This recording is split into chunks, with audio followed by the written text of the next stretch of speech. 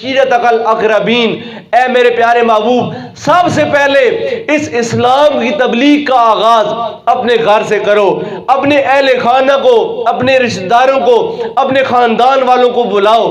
تو حضرت علی المرتضیٰ رضی اللہ تعالی عنہ چونکہ سرکار دو عالم کے ساتھ شروع سے ہی اٹیچ تھے، تو سرکار نے کہا علی جاؤ جا کر اپنے سارے خاندان والوں کو روٹی پر کھانے پر دعوت دو، بتاؤ کہ کل دن کا کھانا ہمارے پاس آ کر کھائیں گے۔ سارے لوگ اکٹھے ہوئے، تقریباً 50 کے لگ بھگ لوگ دسترخوان پر آئے، کھانا کھا چکے۔ تو سرکار دو عالم نے کہا اے میرے خاندان والوں، میں نے آج تم کو ایک خاص مقصد کے لیے بلایا ہے۔ اللہ تعالیٰ نے مجھ کو نبوت سے سرفراز کیا ہے، تم میں سے کون ہے جو میرا کلمہ پڑھے گا اور کہے گا لا الہ الا اللہ محمد الرسول اللہ۔ قوم والے، خاندان والے، قبیلے والے سیکھ پا ہو گئے، سارے ناراض ہونے لگے، کہنے لگے محمد کیسی بے سر و پا باتیں کرتے ہو، تم کیسی ناگہانی باتیں کرتے ہو، تم ہمارے یا وہ اجداد کے خداؤں کو، بتوں کو برا بھلا کہتے ہو، اور ایک ایسے خدا کی عبادت کا ہم کو کہتے ہو جو نادیدہ ہے، جسے دیکھا نہیں جا سکتا، جسے پکڑا اور چھوا نہیں جا سکتا، بھلا میں ایسے خدا کو کیسے پوچھیں گے، ایسے خدا کی عبادت کیسے کریں گے؟ سرکار نے دوبارہ کہا تم میں کون ہے جو اسلام کے اس راستے میں میرا معین و مددگار بنے گا؟ تو کتب کے اندر آتا ہے ایک چھوٹا سا بچہ جس کی ٹانگیں بھی کمزور ہیں، جس کا وجود بھی نحیف ہے، وہ بچہ اٹھ کر کہتا ہے اے پیارے محمد جب تک میرے جان میں جان ہے، میرا نام بھی اور میری ذات بھی اور میرا کام بھی اسلام کے لیے وقف ہے۔ اور وہ چھوٹا سا بچہ جس کے اعضائے بدنیہ کمزور تھے وہ کون ہے؟ وہ وہی ہے جس کی دنیا اسد اللہ الغالب کے نام سے جانتی ہے، وہی بچہ ہے جس دنیا علی المرتضیٰ شیر خدا رضی اللہ تعالیٰ عنہ کے نام سے جانتی ہے۔ اور حضرت علی المرتضیٰ وہ ہیں جنہوں نے بچوں میں سب سے پہلے اسلام قبول کیا تھا۔ مردوں میں حضرت صدیق اکبر رضی اللہ تعالیٰ عنہ آپ نے اسلام قبول کیا، عورتوں میں حضرت سیدہ خدیجہ رضی اللہ تعالیٰ عنہ آپ نے اسلام قبول کیا، اور غلاموں میں حضرت زید آپ نے اسلام قبول کیا، جبکہ بچوں میں حضرت علی المرتضیٰ نے اسلام قبول کیا تھا۔ عورتوں میں حضرت سیدہ خدیجہ کے بعد دوسری خاتون جس نے کلمہ پڑھا وہ علی المرتضیٰ کی ماں حضرت فاطمہ بنت اسد تھیں، انہوں نے اسلام قبول کیا۔ جب آپ کا انتقال ہوتا ہے سرکار کو خبر پہنچتی ہے تو سرکار کی آنکھوں سے آنسو بہہ پڑتے ہیں۔ سرکار نے بذات خود تجہیز و تکفین کا اہتمام کیا اور حضرت عمر فاروق کو حکم دیا کہ جاؤ عمر، علی کی ماں فوت ہو گئی ہے، تم جا کر اپنے ہاتھ سے قبر کھودو۔ آج لوگ کہتے ہیں کہ ان کے بیچ میں منافرت تھی، ان کے بیچ میں محبت نہیں تھی۔ اگر منافرت ہوتی تو عمر کبھی بھی علی کی ماں کے لیے قبر نہ کھودتا۔ علی کی ماں فوت ہوتی ہے، اس کی قبر کھودنے کی ڈیوٹی سرکار عمر فاروق کو عطا کرتے ہیں۔ کہا عمر جاؤ جا کر قبر کھودو۔ آپ خود تجہیز و تکفین کا اہتمام کرتے ہیں، اپنی چادر عطا کرتے ہیں، میری اس چادر میں میری ماں فاطمہ بنت اسد کو جب کفن دیا جائے۔ جب کفن دے دیا گیا، جنازہ ہو گیا، تو سرکار دو عالم پہلے خود قبر میں اترتے ہیں، قبر میں اتر کر لاحد میں خود لیٹتے ہیں، آرام کرتے ہیں، اور لیٹنے کے بعد اٹھتے ہیں، اور جس جگہ پر آپ کا وجود محسوس زمین پر لگتا ہے اس جگہ پر اپنے ہاتھوں سے اپنی ماں فاطمہ بنت اسد کو لٹاتے ہیں، اور قبر کو مخاطب ہو کر کہتے ہیں اے قبر کیا تو جانتی ہے آج تیرے پاس کون آ رہا ہے؟ آج تیرے پاس وہ آ رہا ہے جو میری ماں کے بعد ہاذا امی بعد امی، میری ماں آمنہ کے بعد جس نے ماں کا حق ادا کیا وہ فاطمہ بنت اسد آج تیرے پاس آ رہی ہے۔ یہ اعزاز، یہ عزت آپ نے جناب علی المرتضیٰ رضی اللہ تعالیٰ عنہ آپ کی والدہ ماجدہ کو عطا فرمائی۔ تو سرکار دو عالم نے اعلان نبوت کیا تو بچوں میں سب سے پہلے حضرت علی نے اسلام قبول کیا۔ کہا یا رسول اللہ بظاہر میرا جسم کمزور ہے، میری ٹانگیں کمزور ہیں، میری آنکھیں جب وہ اکثر آشوب چشم کا شکار رہتی ہیں، آنکھیں خراب رہتی ہیں، آنکھوں سے پانی بہتا رہتا ہے، لیکن یا رسول اللہ میں آپ کا کلمہ پڑھتا ہوں، میں آپ کو اللہ کا نبی اور اللہ تعالیٰ کا رسول مانتا ہوں۔ تو سرکار دو عالم صلی اللہ علیہ وسلم آپ ان کی تربیت کرتے تھے، سرکار کے قریب رہتے تھے۔ میرے آقا کریم صلی اللہ علیہ وسلم آپ کی جب شادی ہوتی ہے حضرت سیدہ خدیجہ رضی اللہ تعالیٰ عنہ کے ساتھ، تو آپ کے وجود محسوس سے اللہ تعالیٰ نے آپ کو 4 بیٹیاں اور 3 بیٹے عطا فرمائے۔ حضرت رقیہ، حضرت ام کلثوم، حضرت زینب، حضرت فاطمہ الزہرا سلام اللہ تعالی علیہا، یہ 4 بیٹیاں اللہ تعالیٰ کی پیارے محبوب صلی اللہ علیہ وسلم کو اللہ پاک نے سیدہ خدیجہ کے وجود محسوس سے عطا فرمائی۔ چھوٹی بیٹی جن کا نام حضرت فاطمہ الزہرا سلام اللہ تعالی علیہا آپ ہے، آپ جب جوان ہوتی ہیں تو آپ کے رشتے کے لیے جناب سیدنا صدیق اکبر نے پہلے آفر کی۔ سرکار نے کہا میں انتظار کروں گا، جب تک اللہ تعالیٰ کا کوئی حکم نہیں آتا میں کوئی عمل نہیں کروں گا۔ عمر فاروق کہتے ہیں رشتے کے لیے، سرکار وہی جواب دیتے ہیں۔ حضرت علی المرتضیٰ شیر خدا رضی اللہ تعالیٰ عنہ آپ نے بھی خود نہیں کہا، جناب سیدنا صدیق اکبر اور عثمان غنی رضی اللہ تعالیٰ عنہ آپ کہتے ہیں علی ہم کو لگتا یہ ہے کہ اللہ کے محبوب اپنی لخت جگر سیدہ خاتون جنت تمہارے قدم میں دیں گے، تم جاؤ جا کر سرکار سے نکاح کی بات کرو۔ آپ کہتے ہیں اے میرے بھائیوں تم جانتے ہو میرا جب وہ کسب معاش کمزور ہے، میرے وسائل بڑے کم ہیں، میرے پاس مال کی رقم نہیں ہے، میرے پاس گھر نہیں ہے کہ میں شادی کروں۔ وہ صحابہ کہتے ہیں یہ کتب آل تشیع کے اندر سے تمام باتیں میں آپ کو کہہ رہا ہوں۔ آپ کہتے ہیں صحابہ کرام کہتے ہیں اے علی تم جا کر سرکار کی بارگاہ میں نکاح کی شادی کی بات کرو، تمہارے تمام شادی کے اخراجات ہم صحابہ کرام برداشت کریں گے۔ جب علی المرتضیٰ سرکار کی بارگاہ میں گئے، حیا کی وجہ سے خاموش ہو کر بیٹھ گئے۔ اللہ کے پیارے محبوب جو نبی غیب دان ہیں آپ نے باب لیا اور کہا علی کیا فاطمہ کے رشتے کے لیے آئے ہو؟ ہاں یا رسول اللہ مجھے میرے صحابہ بھائیوں نے کہا ہے کہ تم سرکار کی بارگاہ میں جاؤ۔ سرکار کے چہرے پر تبسم آیا، سرکار نے کہا علی تم کو مبارک ہو، اللہ نے تمہارا اور فاطمہ کا نکاح آسمانوں پہ کر کر اعلان کیا ہے کہ محبوب اس کا اعلان دنیا میں بھی کر دیا جائے۔ کہا علی کیا تمہارے پاس کچھ مال ہے؟ کہا یا رسول اللہ ایک گھوڑا ہے، ایک زرہ ہے اور کچھ اور جب وہ سامان بیان فرمایا گھوڑا تو تمہارے جنگ کے لیے، تم جنگجو انسان بہادر انسان ہو، وہ تو جنگی سامان کے لیے ہے، جاؤ جا کر بازار میں زرہ کو بیچو، بیچ کر اس سے حق مار کا سامان بھی لاؤ اور نکاح کے لیے کچھ سامان بھی لاؤ جس میں کھجور کشمش اور دودھ وغیرہ ہو، وہ سامان لے کر آؤ۔ حضرت علی المرتضیٰ اپنی زرہ کو اٹھاتے ہیں، بازار میں آتے ہیں، راستے میں عثمان غنی ملتے ہیں، پوچھتے ہیں علی بھائی کہاں جاتے ہو؟ کہا اللہ کے نبی نے کہا ہے یہ زرہ بیچ کر حق مار کے لیے رقم اور شادی کے لیے سامان لے کر آؤ۔ کہا کتنے کی بیچتے ہو؟ کہا 30 درہم کی بیچتا ہوں۔ کہا اس کا میں خریدار ہوں۔ حضرت علی کہتے ہیں عثمان زرہ تمہارے کس کام کی؟ تم جنگ پر نہیں جاتے، تم تو ایک نرم خوی انسان ہو، تم جنگی انسان نہیں ہو، بہادر نہیں ہو، تمہاری طبیعت میں تو بڑی نرمی ہے، تم تلوار نہیں چلاتے، زرہ تمہارے کس کام کی؟ کہا علی مجھے بیچو تو صحیح، میں تم کو بتاتا ہوں کہ میں اس کو کس کام میں استعمال کروں گا۔ 30 درہم اپنی جیب سے نکالے، جناب علی کو عطا فرمائے اور زرہ ہاتھ میں پکڑی۔ جب سودا ہو گیا کہا اے میرے بھائی علی عثمان کی طرف سے یہ شادی کا تحفہ قبول فرما لو۔ وہی زرہ واپس لوٹا کر کہا علی تم جنگجو انسان ہو، تم بہادر ہو، تم نے جنگوں میں جانا ہوتا ہے، لہذا عثمان کی طرف سے یہ شادی کا تحفہ تم قبول کرو۔ جب حضرت علی رقم لے کر اور سامان لے کر ساتھ زرہ لے کر حضور کی بارگاہ میں آئے، کہا اے علی کیا زرہ بیچ دی؟ کہا یا رسول اللہ بیچ دی۔ کہا اے علی زرہ تو تمہارے پاس ہے اور سامان اور پیسے بھی تمہارے پاس ہے، یہ کہاں سے آئے؟ سرکار کی بارگاہ میں حضرت علی سارا واقعہ بیان کرتے ہیں کہ عثمان نے یہ محبت کا اظہار کیا۔ جب سرکار نے یہ سنا تو سرکار کے چہرے پر تبسم آیا، مسکرائے اور سرکار کے دونوں ہاتھ بلند ہو گئے۔ کہا اے اللہ میں عثمان سے راضی ہوں، تو بھی عثمان سے راضی ہو جا، جس نے میرے خاندان والوں سے اس محبت کا اظہار کیا۔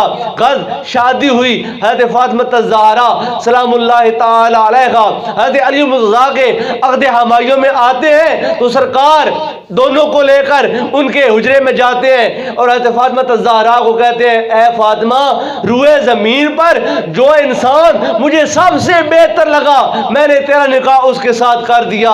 یہ علی اللہ تعالیٰ سے ڈرنے والا انسان ہے. یہ علی وہ ہے جو خدا سے محبت کرتا ہے, خدا سے بہت محبت کرتا ہے. لہذا اس کی تابع داری کرنا, اس کی اطاعت گزاری کرنا اور کبھی بھی اس کا دل نہ دکھانا. حضرت علی المرتضیٰ شیر خدا رضی اللہ تعالیٰ عنہ کو سرکار دو عالم کے ساتھ رشتہ مساہرت سسرالی رشتہ بھی اللہ پاک نے عطا فرمایا. پھر اللہ پاک نے آپ کو شجاعت, بہادری, دلیری اور علم عطا فرمایا.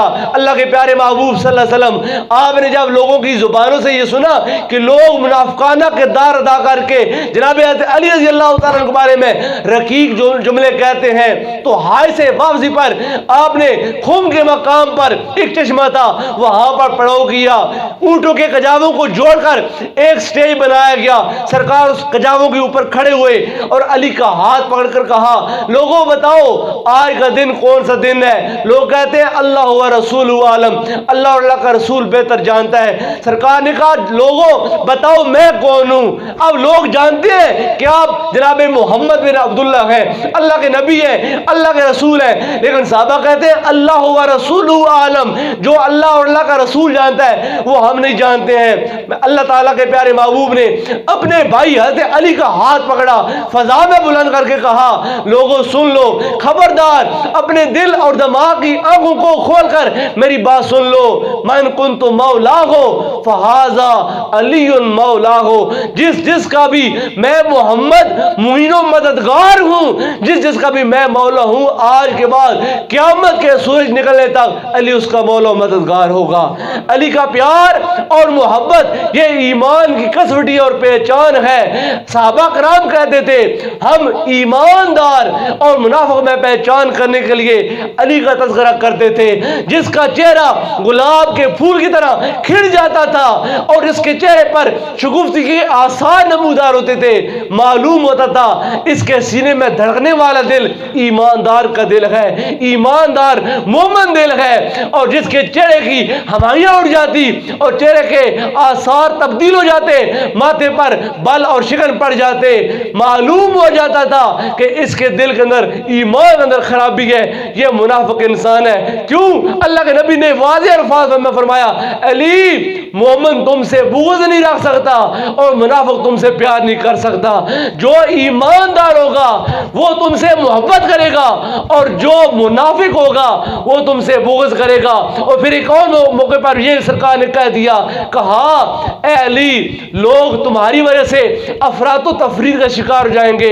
ایک گروہ وہ ہوگا جو گمراہ ہو کر تم کو خدائی کے درجے تک پہنچائے گا, فرمایا وہ بھی ناری ہے, وہ بھی جہنمی ہے. ایک گروہ وہ ہوگا جو تمہارے حق کو گرائے گا, تمہارے مقام و مرتبے کو گرا کر اور تم کو کم تر ثابت کرے گا, فرمایا وہ بھی جہنمی اور ناری ہوں گے. فرمایا علی نجات وہی پائے گا جو تم کو اس مقام کے ساتھ جانے گا جو مقام تم کو خدا نے عطا فرمایا ہے, پیارے محمد مصطفیٰ نے عطا فرمایا ہے. فرمایا وہ عقیدہ جو رکھے گا اسی عقیدے پر جو قائم اور دائم رہے گا وہ بندہ نجات پائے گا. جناب حضرت علی المرتضیٰ شیر خدا رضی اللہ تعالی عنہ آپ سرکار دو عالم صلی اللہ علیہ وسلم کے ان با وفا اور باشیار صحابہ کرام میں سے تھے جن کا ذکر خیر دنیا میں آج تک جاری و ساری ہے. اللہ تعالیٰ نے اس ماہ رجب کی 13 تاریخ کو آپ کا اس دنیا میں ظہور فرمایا تھا.